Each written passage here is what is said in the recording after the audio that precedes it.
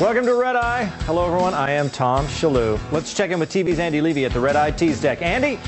Thanks, Tom. Coming up on the big show, Donald Trump says the world is an angry place. I see he's been reading my diary again.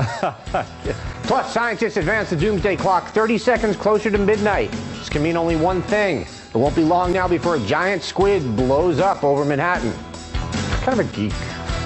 Some people will get it. And finally, a bag of Tostitos equipped with a breathalyzer will tell you if you're too drunk to drive. It's like the crazy man screaming outside of my building always says, listen to the bag of Tostitos. Back to you, Tom. Thank you, Andy. Let's welcome our guests. She likes her grits like she likes her men smothered. From the Fox Business Network, Dagan McDowell. He's literally forever young. Comedian Tim Young. You've seen him on your Pringles can, now see him in real life. Former U.S. Ambassador to the United Nations and Fox News contributor John Bolton. And I call him B9 because he's an oddball. Sitting right next to me, comedian Nick Mullen. Okay, let's start the show. Unlike his mild and reticent demeanor on the campaign trail, President Trump has been speaking bluntly since taking office. We have evil that lurks around the corner without the uniforms. Ours is harder because the people that we're going against, they don't wear uniforms. They're sneaky, dirty rats. And they blow people up in a shopping center. And they blow people up in a church. These are bad people. When you're fighting Germany and they had their uniforms, and Japan and they had their uniforms, and they had their flags on the plane and the whole thing, we are fighting sneaky rats right now that are sick and demented, and we're going to win. Many elites are uncomfortable with such language, but this is how most Americans feel about ISIS. They think they're dirty rats. Obama famously said that ISIS is not an existential threat to us. People like me heard that and they thought, that's the line we're going to draw? We're supposed to be satisfied because ISIS is not capable of completely destroying our country? We want them to be called what they are and then destroyed. Simple. Many sophisticated people are also baffled by what they see as Trump's belligerence. Here's the president answering a question from ABC's David Muir about Trump's idea of extreme vetting of immigrants from countries with ties to extremism. I don't want terror in this country. You look at what happened in San Bernardino. You look at what happened all over. You look at what happened in the World Trade Center. Okay, I mean, take that as an example. Are you at all concerned? Are you at all concerned it's going to cause more anger among Muslims around the world? There's plenty of anger right now. How can you have more? You don't think it'll exacerbate the problem? David, I mean, I know you're a sophisticated guy. The world is a mess. The world is as angry as it gets. Well, you think this is going to cause a little more anger? The world is an angry place. This could be the biggest change that comes from this new administration. Changing the idea that the United States always has to worry about whether other countries are going to think our policies are nice. We're the parent, but the world treats us like the babysitter. We're the teacher, but we approach the world like we're the substitute. We've been tiptoeing through our foreign policy, worrying about whether it's going to cause anger, when we should have been worrying about whether it benefits the United States. Ambassador, I only want to talk to you about this. I don't need the rest of the panel to weigh in. Now, great, more time. What do you want to know? No, I want to know what you think. Do you agree with me? This could be the biggest change in the Trump administration. Is the way that we approach the world. We don't pussyfoot. Well, I think it's a complete reversal from the 8 years of Obama, who saw a strong America as being a big part of the problem. That we were too pushy, too assertive, too successful, and that people in countries like Iran, who otherwise would have been happy weaving baskets or something, decide that because of our behavior they're going to build nuclear weapons. So if only we could earn their trust, the world would be a peaceful and more secure place. It's like looking through the wrong end of a telescope. A strong America helps ensure international peace and security. It doesn't disrupt it. There you go. Tim, Do you agree? What did you think of my monologue? Did you agree? Let me tell you. Since I haven't been here in a while, it's amazing. Oh my gosh, Tom, you were the best host of Red Eye I've ever seen. But look, I mean, David Muir, he kept. I mean, he was sputtering, and you know, do you agree? Trump says the world's an angry place. We can't make them more angry at us than they are. I don't know. I think having a Hillary Clinton television show could make them even more angry at us. If we put her back into the public spotlight for a while, that charisma bomb on the world. You know that? I mean, with Trump as president and then Hillary on the TV, could you take it? I'm not sure I believe that report. She's not. It would need to be Hillary and Elizabeth Warren together, like Donnie and Marie from the 70s on ice. Could there be a hotter television show, just two sex symbols together? We're like this! But just screaming for all of us masochists. Do you think, do we have to play nice with the world all the time? Oh, hell no. And I love how Trump talks even more. He's becoming more and more simple and direct. Joe Pesci sounds like Laurence Olivier compared to this guy. And you know that every world leader has to go out and hire a new translator because the translators that are there are going, we don't even know, like, we don't know this kind of monosyllabic lexicon that the President of the United States is using.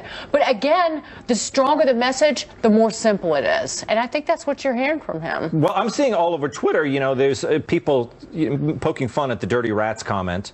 But, you know, we've had presidents who speak bluntly in the past, haven't we, Ambassador? Well, look, I think that's what gets people's attention. And for 8 years, we've had a president who was mostly concerned about impressing himself with how bright he was.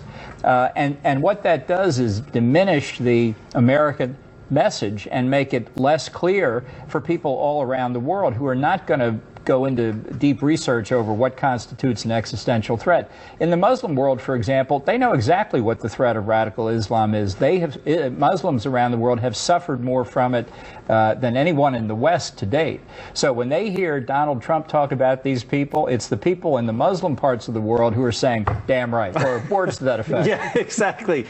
Nick, do you think the elites are ever going to get used to the way Trump speaks? No, they're right. He's perfectly clear. The problem is ISIS doesn't have uniforms. So we're going to get them uniforms, and then that's what he was saying. Well, I mean, Trump was, I think he was saying... We're going to get Mexico to pay for the uniforms. He's stuck in the clip I played. He was talking about the uniforms, but he was saying, I think he was essentially saying, that's why we have to fight ISIS differently. You know, we have to kind of get down and dirty with them because talking about them like James Cagney? Well, that's where we fight them? If that's where you start, right? But he was saying that because they don't wear the uniforms, we have to treat them differently. They have a uniform, too. There's clearly a uniform there. It's like black pajama bottoms, a giant beard. Exactly. There's a sword involved. I'm pretty sure I could pick out ISIS guys. This is the American uniform. Exactly. We've got it right here. Right there. This is more Euro trash, but you know. No, I want them in purple mohair sweaters and short Catholic schoolgirl kilts. Is the new ISIS uniform? Well, because you can see them from far away and it just sounds saucy. Yeah, right. Okay, moving on. Scientists say the doomsday clock has ticked 30 seconds closer to midnight, and nobody knows why. Now, of course, they are blaming Trump. On Thursday, the head of the Bulletin of Atomic Scientists delivered the bleak report. The doomsday clock is closer to midnight than it's ever been in the lifetime of almost everyone in this room. The last time it was closer was 64 years ago. In 1953, after the then Soviet Union exploded its first hydrogen bomb, creating the modern arms race. So who's really responsible for bringing the U.S. to the brink of oblivion? President Trump and President Putin, who claim great respect for each other, can choose to act together as statesmen or act as petulant children, risking our future. Ambassador Bolton, you know, he's been unhappy since he was fired from Hannity and Combs, hasn't he? Look, these guys have had the nuclear clock somewhere between 5 minutes to midnight and midnight for about 70 years now. That sucker hasn't gone off yet, you know? So there may be a little bit here on the calibration of what they do. It's an alarmist organization. It does have one important point that they've neglected, and that is the threat from states like Iran and North Korea and others that are pursuing or have gotten nuclear weapons that don't have the experience or the restraint that we do. But their continued focus on the United States as a problem demonstrates that they probably voted 100% for Barack Obama. So, you know, it's another back in the day, it's another glimpse into the ideology that's dominated our foreign policy and why the gap of expectations between everybody who thought Hillary was going to win and what they got has caused such mental distress. They just can't understand it. That is what I think is true, Tim, is they were so ready for Hillary that their confusion and their upset has caused them to be more worried. I hear a lot of talk, they say, he has his finger on the button, but Trump doesn't strike me as someone who's always talking about nuclear war, is he? No, he just tells everybody that they're losers and they suck. There's a difference. His words are nuclear, and that's why it's closer to the midnight there. Because words hurt these types of professors and whatnot? They look like leftover hippies from Woodstock. Like they are. Yeah. And honestly, it might be the apocalyptic clock for hippies because they're getting pushed farther and farther to the coast. They're finally falling off of the United States. So they've got about 30 seconds left, and they're done. It's true. They don't. There's not much place for them anymore, is there, Dagan? No. At least let them have their clock. No, that squat little refrigerator in a pantsuit in North Korea, I'm sure would accept some of them who are falling off the left coast. maybe Iran will take some of them jumping into the Hudson River. But didn't we hear this as well? I mean, I was in high school in the 80s, and everyone was always talking about Ronald Reagan, he's going to get us into a nuclear war. And, you know, that turned out just fine, didn't it? It most certainly did, but that's like leftover Cold War era fright from people who were used to diving under their desk in the 1950s during air drills. Remember? Yeah, so where was the clock then? When we were ducking and covering, where was the clock? 3 to 4 minutes to midnight. I mean, it's right in the range there. But I like how Donald Trump somehow is the graver threat than Kim Jong-un or a nuclear Iran. Yes. That's what's completely insane. There's only one solution here, and that's to build more American nuclear weapons and put these guys back to work. Exactly. We got to get it as close as we can. Nick, close to midnight, I mean, that's when all the fun happens, right? I guess. Why? What happens at midnight? I don't know. I'm just trying to relate. I feel like, you know, young guys like yourself, that's that's when you party, right? I guess. I do most of my partying around noon. You do? I'm usually asleep by midnight. It's an Iron Maiden song, though, right? I got that as a reference in. What, almost midnight? 2 minutes to midnight. 2 minutes to midnight, right? Yep. All right, moving on. World peace could be in danger. President Trump is planning to radically cut American funding in the United Nations. Instead, we will put our money into the United Colors of Benetton. The UN currently relies on billion of US dollars for its very important work, as Ambassador Bolton describes it. But the president wants to change that. He has drafted an executive action that prohibits U.S. funds going to any organization that gives membership to the Palestinian Authority, supports programs that fund abortion, or is controlled by any state that sponsors terrorism. In addition, the Trump administration has prepared a second order called Moratorium on New Multilateral Treaties, which would put a moratorium on new multilateral treaties, I believe. I think that's what it close. does. You're close. That's yeah. right. Basically, it would ensure that all treaties have our best interest. As Trump likes to say, but first, America. Is that what he says? Something close. like that. Yeah. You'll get it Again, next time. I'm very close. Ambassador, what do you, I mean, this is why we did this story, because you were coming on today. We said we have to do this UN story. And I can say I have absolutely nothing to do with this, except I think that the basic point they're trying to make about the UN is that all American contributions should be completely voluntary. Right now, we pay 22% of most UN budgets, 25% of peacekeeping. It's kind of like a tax on the United States. They decide what the budget is. We pay 22%. If we paid, here's a revolutionary principle for you. We pay only for what we want, and we expect to get what we pay for. How about that? If we tried that at the UN, it would be like a tsunami through the UN system, and other countries would pick it up. Japan, that pays 18%, and it would really have a revolutionary effect. So that's the direction they're going in. I think it's exactly right.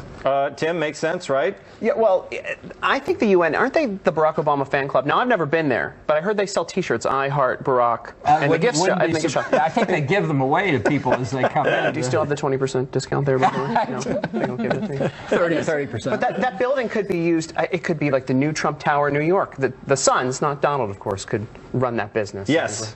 Well, what do you think, Dagan? Does any of this surprise you? I think Trump, he signaled he was going to be taking moves like this. Does not surprise me at all. I want him to go further. I want all diplomatic parking privileges taken away from every single person who works at the UN. And you know what? It would fall in on itself. It's not even about U.S. funding. It's about all these diplomats coming to New York City and partying. What happens if you took out the spending of UN diplomats for the New York economy? It could tip it into the East River. So is economically, would you say the UN, as far as the spending goes, is the UN economically good for New York? Because it certainly is kind of a pain for people. I mean, we're always talking. You're just the people of the United States. What do we care about that? Exactly. You're talking about taxes to the city of New York to fund welfare programs. It's a big deal. I've been to parties where there were ambassadors from foreign nations who were in trouble, who were locked in the bathroom, and I couldn't use the bathroom at the party because they were busy. She has such a glamour. She's like Holly Golightly. She's partying with people from the UN. Party question. Why did I get That's what they do in New York City. Lock themselves in bathrooms at private parties and take over the party. Have you locked yourself in a bathroom? Not recently, but I haven't been at the UN in a long time. Not him. Nick, why do we have to be stuck with the United Nations here? Why don't they move it around like the Olympics? I don't know. I wrote the same damn United Colors of Benetton joke. You did? I did. That kind of came in at the last minute. Well, I got nothing on the panel, so I'm glad I didn't say it. But yeah, hopefully. You know how we raise funding for the UN? You sell Ambassador Bolton T-shirts with just the stash and the glasses. That would be awesome. Well, I do have like an aging Groucho Marx mask. I don't. Stop the aging bit, okay? I don't. It's a great mustache. I don't have T-shirts, but I do have mugs with the mustache on them. I will donate some to Red Eye. See, he walked in the green room, and the first thing he did was Ambassador Bolton turned and looked at me and went, "I'm the president of Red Eye. Treat me with due respect." That's right. I just wanted to make sure she understood what the rules were. Andy says that you're good. You're still at the president of Red Eye, but he swears that you would step down if you went into the Trump administration. I am not term limited, and if Andy keeps it up, he's going back to the basement. Right. All right. Coming up, a high school principal gets in hot water for doing a Trump impression. Stick around and see if the school board fires him with a similar impression.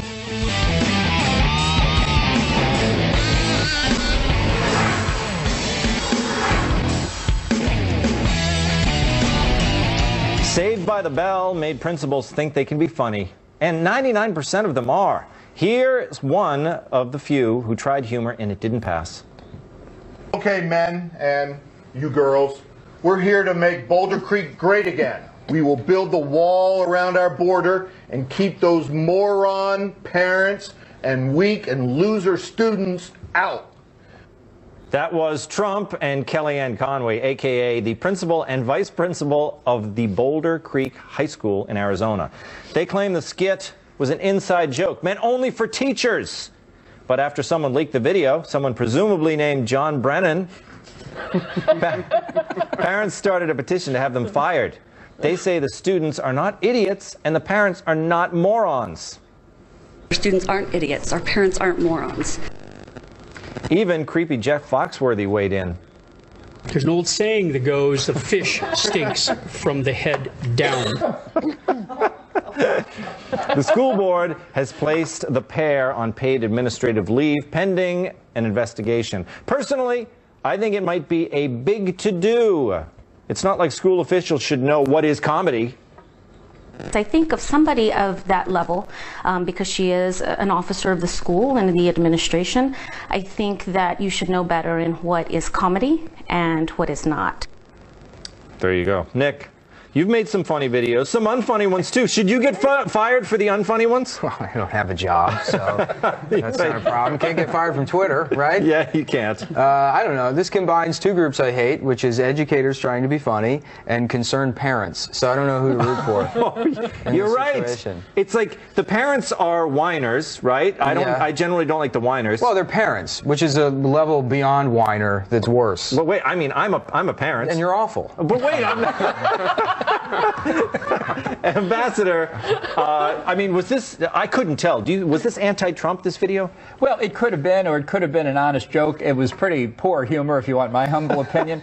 But I'm inclined to cut the principal and his assistant some slack in this case. I think people in this country have gotten over the top uptight about people saying funny things that they take offense at. Yeah. I just think a little looser attitude, a little bit more tolerance would be a good thing, and maybe it would produce some more funny jokes instead of kind of tired humor. But I just think people ought to loosen up. Gotta loosen up. I love that he just had a hat.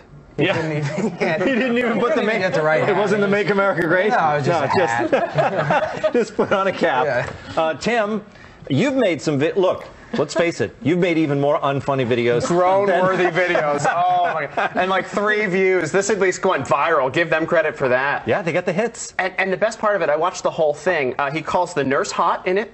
And there was about 30 seconds of dead air at the very beginning. So honestly, way better than what I've been seeing on SNL. You know what? That's more risque than making a political joke. Saying the nurse is hot? Oh, yeah. I mean, you cannot do that in this day and age, right? I think, well, maybe she is hot. Yeah, she was. Trump called Kellyanne Conway a baby on the stage last week. Oh, he did? Yeah. Well, Daryl Issa called me sweetheart on air this morning. I was like, okay, that's fine. Yeah, you don't get offended at that. Right? Not in the least. I'm offended by bad comedy. And that's bad comedy. It is so humorless. Like, I won't even laugh for the next 8 months. But it was that bad? But yeah, it was that bad. But like Nick, I mean, who's worse? Richard Pryor, I'm not going to be able to laugh at Richard Pryor or George Carlin, anybody. No, but I still laugh at his jokes. But what's worse, their attempt at humor, or the parents, complaining and wanting them to be disciplined for it. They are disciplined. It's the parents are outraged, and they should probably be. If their kids are idiots, then they ought to look in the mirror. It's probably not the educator's problem anyway. You broke your promise to America. You said you weren't going to laugh for 8 months. That's right, you did. Well, what are we going to do? Tim, what are we supposed to do about this? We're all in agreement. Everyone from the left to the right, we agree that everyone is too sensitive, but no one seems to be willing to take any steps to change that. I thought the Women's March was hilarious. I thought they were taking great steps over the past weekend to make humor. You were down there, weren't you? I was in the middle of it. You were. There's nothing funnier than an old lady dressed up like a vagina. Really, they are the funniest. It was screaming about rights and being offended by Trump. My God, that's to them it wasn't ISIS funny. Uniform, by the way, it's the vagina outfit. That's what we're doing. Yeah. Was it like a head-to-toe costume, or how did that work? Some of them were head-to-toe. Mask? It depended on the budget, really. You could tell the different economic disparities and the detail. There was a lot of detail. It depended how long they had time to crochet it. You got to get the parts. I don't know how many parts we're allowed to name here, but there were a lot of very detailed. Some of them had all the parts. And Dagan, they weren't doing it as a joke. They were very serious. And they were peeking out of the costume and trying to make What would have happened to these poor educators if they had dressed up as vaginas, right? You know what? I don't think there would be a controversy if they did. No, they would have been proud women. Coming up, Halftime with TV's Andy Levy, and a brand new episode of the Red Eye Podcast is available. Subscribe on iTunes and on FoxNewsRadio.com. Welcome back. Time to find out what we got wrong and what we missed from TV's Andy Levy over in the Red Eye News Deck. Hey, Andy. Hey, Tom. How you going? Good. Good. I just said, how you going? How you going? I'm going good. What that means. Trump says the world is an angry place. Tom, you said of America, we're the parent, but the world treats us like the babysitter. Yeah.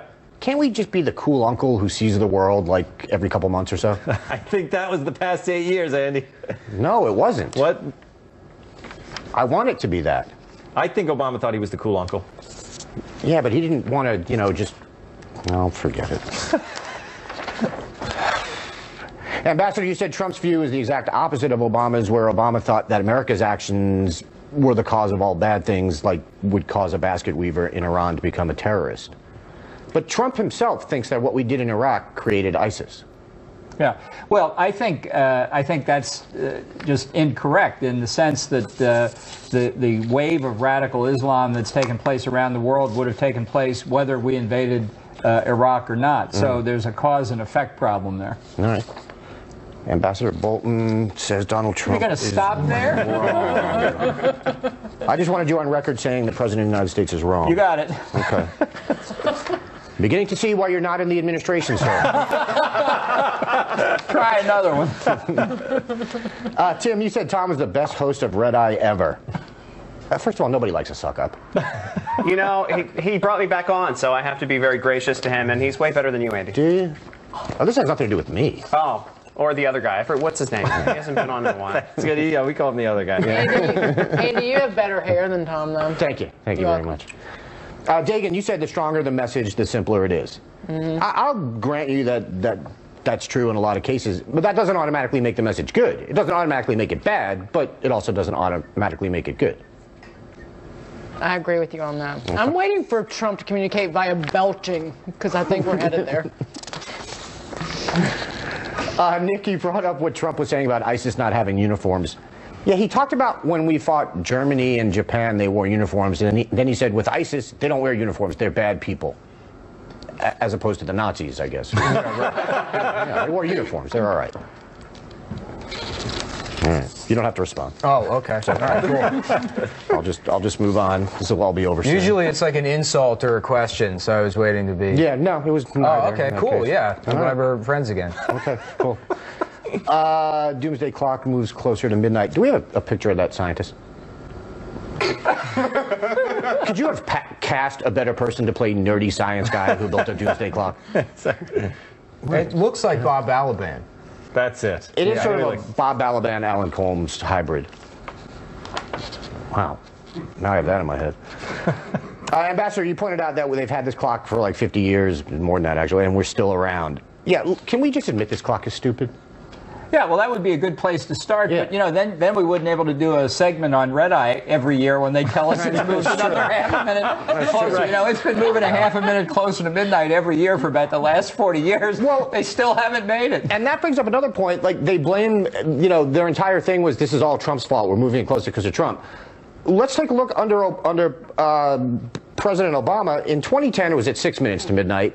In 2012, it moved to 5 minutes to midnight. In 2015, it moved to 3 minutes to midnight, and it stayed there for the rest of the Messiah's run. Yeah. Well, you know, look at what happened with the Iranian and North Korean nuclear weapons programs. At least they were awake for that. But the fact is, Obama tried to do more to negotiate with the Russians than any other recent president, and it didn't have any effect. It's allowed the Russians to do more with their nuclear weapons program than we have with ours. Yeah. And how much did it move when Matthew Broderick was playing global thermonuclear war with Joshua, right? You mean in the movie War Games? Yes, sir. I'd forgotten that. Was it Joshua? Yep. Yeah, I had forgotten that. That was the password. Right. Oh, okay. Tom, you said where was the clock back in the 50s when students were learning to duck and cover under their desks? And Ambassador, you said it was at 3 or 4 minutes to midnight. In 1953, it was at 2 minutes to midnight. Well, there you go. I think that's the closest it's ever been. That saves you from the basement for at least another month or so. Excellent. UN stuff. Ambassador, you said you have absolutely nothing to do with Trump's plan to reduce U.S. funding of the UN. Isn't that exactly what someone who had everything to do with Trump's plan to reduce U.S. funding to the UN would say? Well, only in the sense I've been writing articles for about 20 years saying we ought to move to voluntary contributions. Yeah. But I read about it in the New York Times, which, of course, always says completely accurately everything that Trump wants to do. Mm-hmm. They're big fans of yours, I think. Absolutely. They always have been. Big boosters of mine back in the day. Yeah. Tim, you said the UN building could be the new Trump Tower. And Dagan, you said you just want to take away the diplomatic plates from all the cars, etc. Yeah, I don't think there's a single New Yorker who would shed a tear if they got kicked out, except maybe Ambassador Bolton, who seems to love his precious social programs. Well, and apparently the people who throw those parties, I mean, those crazy parties That's you keep true. talking about, I think we're all going to get invited after this. Andy, you're... No, we want them gone so they don't lock themselves in the bathroom with all the other people at the party. They're going to lobby us to... You're missing the point, Andy. It's the Fifth Avenue shops, the Tiffany's, the couturiers, all the spouses who come from the capitals all around the world. They get to come to New York for a week every September. I hate to think what it does to the gross national product of some of those countries, but it does wonders for Fifth Avenue's gross national product. Those people sound like the elites, and I think we need to kick them out. Well, you're going to kick their money out, too, and they'll just shop at the Faubourg Saint-Honoré in Paris or someplace like that. I don't care. We need to You're drain the swamp. pro-French, Andy. Now I got it. Now I know. I love that you know that Faubourg Saint-Honoré is where all the ritzy glitzy shops are in Paris. I'm not classy enough to know what that is, so I'm... The school video mocking Trump. Nick, you said this combines two groups you can't stand, educators who try to be funny and concerned parents. That's right. Yeah, I tried to watch. Were you able to watch this whole video? No. Yeah. Did you try to watch any of it? You know, well, you just showed me there to that extent. It's a painful 7 minutes. Yeah. No, it is. Tim, I have no idea how you made it through the whole thing. I tried. I couldn't do it. But Nick, anyway, I sort of agree. Like, settle down, parents. I'm still waiting for the gotcha here. There's no gotcha, man. Where it's like, settle down, parents. Just kidding, you're an idiot. Why do you think there always has to be a gotcha? Because it usually is. I don't know. Ambassador Bolton has a cattle prod. He's going to zap you with He's in cahoots with Andy. Ambassador, you said people need to stop with the whole, wanting to get people fired for things they find offensive. Also, it's always fired. There's never any middle ground. Like, it's never, oh, okay, well, let's warn them not to do that again, or even, but we'll suspend them for a couple of days. It's always straight to firing. Right. Well, that's once your morality is offended, and there's no substitute for putting somebody completely out of work and destroying their career. I mean, let's face it. Actually, it wasn't straight to firing with that Secret Service agent who said she wouldn't take a bullet for Donald Trump. They were going to look into it initially, if you're a right? police officer, and investigate it. Maybe she might be disciplined. What was that about the police? If you're a police officer, you don't get fired. You get paid leave. That's true. Yeah. So just make all the teachers cops, give all the teachers guns. That way they can make any jokes they want. They just get suspended. So you want guns in schools? Only to protect the teachers from getting fired. Oh, okay. All right, that makes sense. I am done. Thank you, Andy. Yep. Coming up, life lessons from a bag of chips.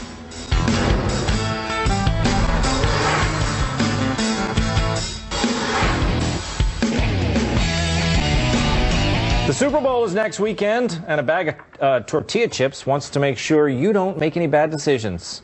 Yes, Frito-Lay is releasing a limited edition Tostitos bag equipped with sensors that can detect alcohol on your breath. If you haven't had a drop to drink, the so-called party bag will indicate with a green light that says it's safe to drive home. But if the bag senses booze on your breath, it displays the message, don't drink and drive. The bag also has special technology allowing overserved fans to tap the bag with their phone to call a ride. Meanwhile, Funyuns are testing out a similar bag. Here's how it works. If you open a bag of Funyuns, you're too high to drive. Dagan, I feel like you saw that joke coming. I love Funyuns. Oh, yeah. You were applauding before the punchline. I love Funyuns. Never mind. Dagan, do you think this message is enough? Don't drink and drive? I mean, that hasn't stopped some people in the past. It should be enough. Yeah, but if you're so stupid to know that if you take one drink and then get behind the wheel, then you deserve to rely on a bag of chips to tell you that. Again, it should be like an indicator of whether you have bad breath, so it's just always red if you've eaten Tostitos. Yeah, they should have other things as well. You could have the breath and the breathalyzer. Ambassador, something tells me you would not be bossed around by a bag of chips. Look, don't people realize that, most places you open the bag, you put the stuff into a bowl and then serve it to your guests and throw the bag away? You're right. So, it's down there with the rest of the garbage, and if you want to dig in and pull it out and check, I suppose that's okay. Yeah. I wouldn't pay more for a super sensitive bag, however. I would draw the line there. Well, you got to admit, and Nick, they're trying, right? They're trying to do some good out there. I just love that they had a meeting at Tostitos and someone was like, gentlemen, we got to admit that Tostitos are an essential part of receiving a DUI, possibly killing a family. So it's our responsibility to do something about it. It's right. Many of their customers have been involved. That is going to be beer that tells you when your wife has left you and you're eating chips for dinner. Yeah. Tim? What else? I mean, I think having this technology in different products, I think it'd be great. First of all, I would love to just be able to blow into my sleeve and check my alcohol level. Well, can I tell you, this is called a party bag? Yeah. What kind of party bag tells you you're too drunk? You're right. It's the ruin the party bag. Like, this is the awful friend in the corner bag. It's worse than that. It essentially tells you if you've had a sip of a drink. Like, it cuts you off after, if you even smell of alcohol. It cuts you off with Tostitos, too. So if you use Listerine, you blow red, right? If you're sick and if you're on Robitussin, are you going to blow red? Well, that's lame. I get drunk on both Listerine and Robitussin, so I will need this bag. But aren't you, Dagan? 20 years ago, if you envisioned this bag, I mean, I think the technology is interesting, and I think you got to start somewhere, right? No, that's what you have friends for. It's like, I've been drinking. You just get in their face. Do I smell like Pappy Van Winkle? No, because you can't afford it, but to continue. So is it just, what is it? Is it just marketing, Nick? Is that what this is? Yeah, it's Tostitos, the chips for people without friends who they can't blow in their face. All right, coming up, the latest trend in elephant fashion.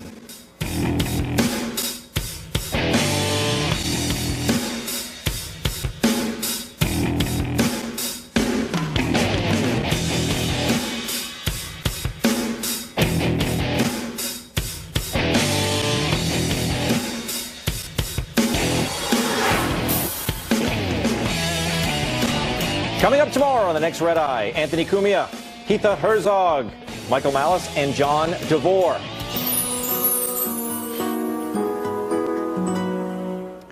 A group of rescued elephants at a wildlife sanctuary in northern India are no longer cold. Yes, when temperatures dipped recently, staff at Wildlife SOS, a nonprofit organization, borrowed some sweaters from Michael Moore. No, they did not. They designed and created the sweaters for the elephants, many of which are blind, lame, and on the mend.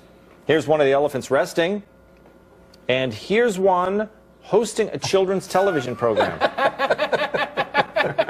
The uplifting story confirms what I've long believed. People love to put sweaters on animals. In 2015, a group of volunteers knitted tiny sweaters for penguins afflicted by an oil spill on Phillips Island in Australia. This is the only other example of sweaters on animals that we could find. Tim, what do you think? I think this is, you know, this is a practical thing. This isn't just, you know, I know the pictures are cute, but in both cases, the animals needed them for their welfare. It seems like the same people who made those vaginas at the Women's March made these. I just wanted to say that for her benefit. But also, I was looking at that picture. Look at that picture right there. My ex-girlfriend really let herself go. Oh, come on. I can't complain. I made a Michael Moore joke, right, Ambassador? Look, speaking as a Republican, I object to these sweaters. I think this is the product of 8 years of Obama welfareism at work. Those elephants are tough enough to handle the cold on their own. I don't care if they're blind, sick, lame, or anything else. They don't need any government sweaters. I was surprised. India, I didn't think that it got cold enough there to, you know, this protect is the the elephants. only evidence against climate change. It is these pictures. That's the only scientific evidence that exists. Yeah, I mean, global warming isn't real.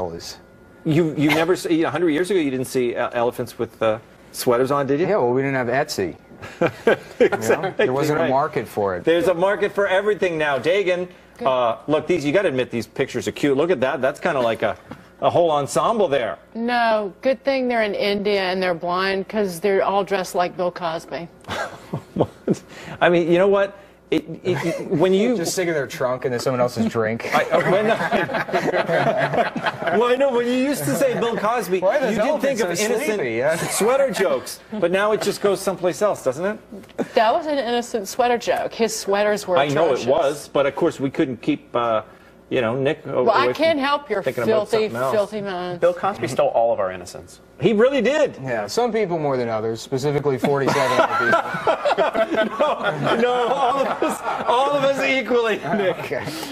We all suffered. All right. I think the sorry show's about over. mentioning the elephant in the room. No, that's right. Very special thanks, Dagan McDowell, Tim Young, Ambassador John Bolton, and Nick Mullen. That does it for me. I'm Tom Shillue, and we get 10 seconds left. Get a nice shot of the wide panel. Say goodbye, everybody. There you go.